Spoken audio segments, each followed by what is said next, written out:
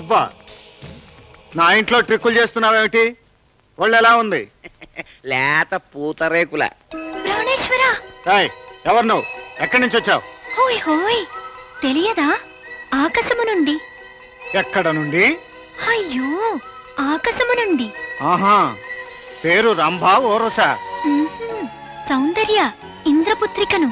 అటుల నా స్వర్గలోక సుందరి. పరంతు తమ రాక వెనుక ఆంతర్యమేమి?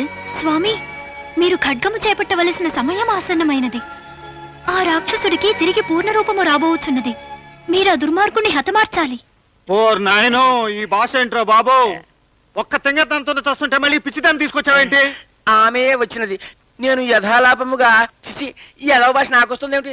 లేదు గురు, నేను మామూలుగా జై బాలాంబిక అని గుగ్గిలం కింద కొట్టాను. నా పెళ్ళం ప్లేస్ లో నీ పెళ్ళం వచ్చింది. అవునా?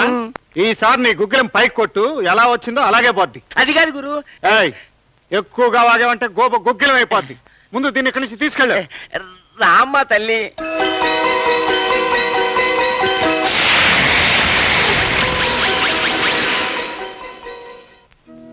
చూడు నాయన, భార్య భర్తింట్లో ఉండాలి గాని పరాయింట్లో ఉండకూడదు.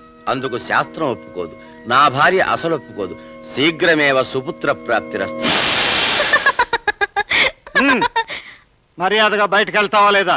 హోయ్ హోయ్, ఇన్ని దినముల తర్వాత పతిజాడ తెలిసి వచ్చిన నీ ప్రాణేశ్వరిని ముదముతో చేపట్టవా ప్రాణనాథ? చేపట్టను కప్పట్టను గాని ముందు నువ్వు వచ్చిందారట్టు. ఏమట్టు? పెసరట్టు. ఏమట్టు? నా బొంద.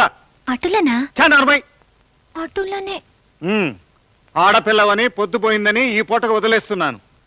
ఆ గదిలో తలుపేసుకుని పడుకో. పొద్దున్నే తలుపు తీసుకుని వెళ్ళిపో. నాథా,